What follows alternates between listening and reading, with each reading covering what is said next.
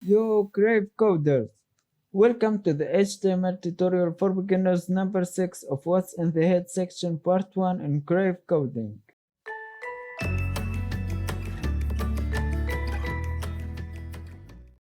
If you are using VS Code, I recommend you to watch the video till the end. I will show you later something you like so much because it will save time for you. We took a look at the head in the third lesson, and now I will assume you didn't watch that video. So this will be a reminder.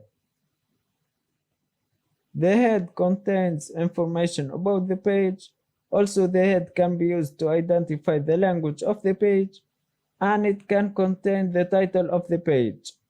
Okay, this is an HTML skeleton including a title, an h1, and a paragraph.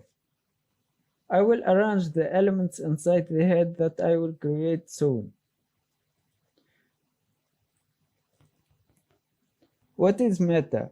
Well, meta is a singular tag that contains information about the web page. Let's start with the first important type, which is charset equals UTF underscore 8. The meta types are so many, but we are going to learn what's important. We can't use all of them in the course, but you need to know the basic types of meta that you can't ignore, and we'll know why you can't ignore them. The meta, which is charset, stands for character set, and this attribute specifies the character encoder for the HTML document. UTF underscore 8, a shortcut of 8-bit Unicode transformation format, is a variable with character encoder. It can support many languages, and most of the websites around the world are using UTF underscore 8. As I have said earlier, the UTF underscore 8 supports many languages. As an example of that, UTF underscore 8 supports the Arabic language while other character encoders don't. And we'll just make sure of that by copying an Arabic translation of some English sentence. Here is the English sentence, and here is the Arabic translation of it. Ctrl C, and then a P tag in here, and inside it Ctrl V. Let's save our file. And now I need to open the file explorer of this file in order to open it in the browser.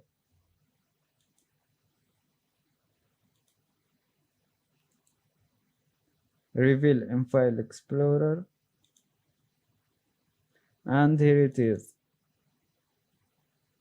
This is the Arabic paragraph, which looks normal thanks to the UTF underscore 8. So let's try a character encoder that doesn't support Arabic.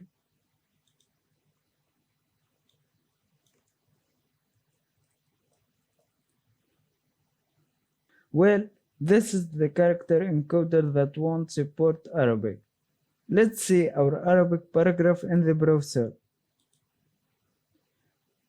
And here is the result. Because the character encoder we just used didn't know how to encode the Arabic letters. The same goes for some French characters using this character encoder. For example, let's use the same sentence but translate it in French.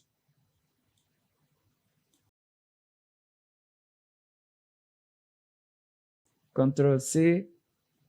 Again, another paragraph. And inside it Ctrl V. And now let's see what happens.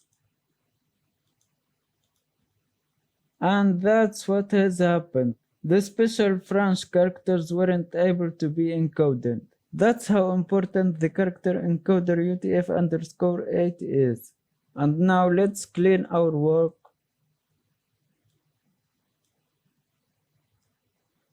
Well, this line code is the same as this one. And of course, you don't need to memorize the long one. All you need to memorize is the short line.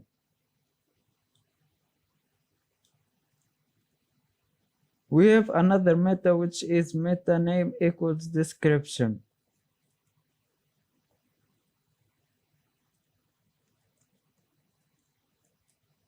Now let's write in this tag an attribute called content. We can write something in its value, and I will tell you where it appears. Meta name equals description. This description is commonly used by search engines to understand what your web page is about. Sometimes it is also displayed in search engine results, and we can make sure of that by looking at some websites such as Wikipedia. Now, as you see here in Google search engine, this is the description of the home page of the website Wikipedia.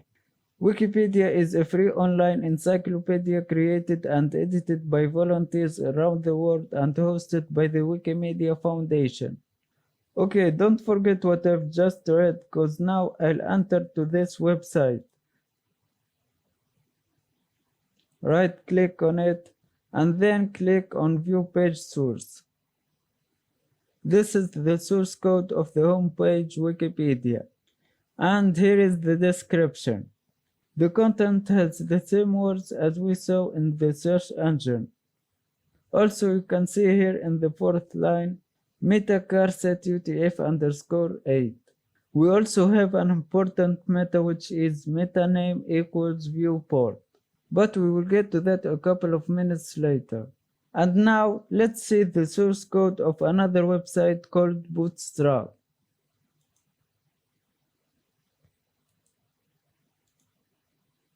The same thing in the source code of the Bootstrap website. There is the charset meta and the viewport one, which again we will study later, and a description which has content equals the most popular HTML, CSS, and JS library in the world. Of course, this content is the same as the description in the Google search engine. The most popular HTML, CSS, and JS library in the world. So, in the content of the description meta, you can type the description of your web page. For example, if you have a website for selling mobile phone, you can type in the content something like, we have the best prices for our mobile phones in here.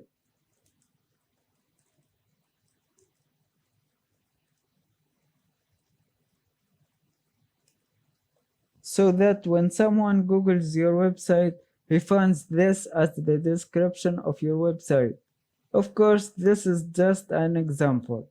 Now, before tablets and mobile phones, web pages were designed only for computer screens, and it was common for web pages to have static design and a fixed size. I will put the viewport meta in a comment called mobile specific.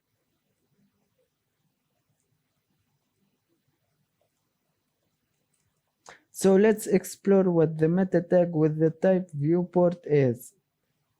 Well, in this editor, you can type meta and click or enter meta:\vp.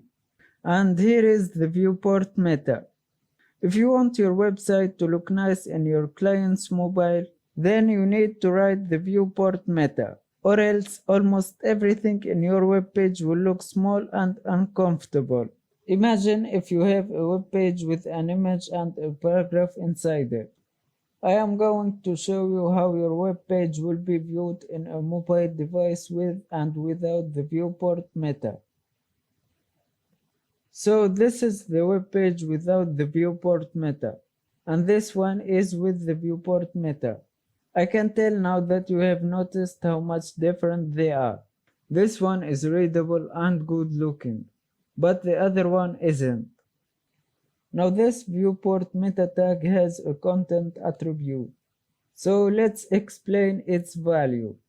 The first part of the value, width equals device width, sets the width of the page to follow the screen width of the device.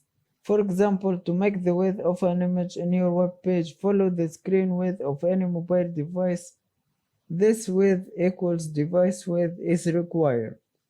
Concerning the second part of the content attribute, which is initial dash scale equals 1.0, well, it sets the initial zoom level when the page is first loaded by the browser, so that the paragraph, for example, will look in the appropriate readable size in the device.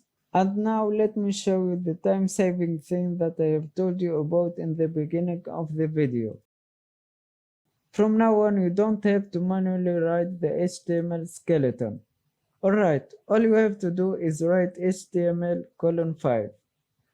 Hit enter, and boom! That's how magic works in VS Code. Now we have the doctype document, HTML section, head, and body. And inside the head we have the cursed meta, the viewport meta, and a title. And now we go to the end of the first part of the head tag lesson. See you in the second part.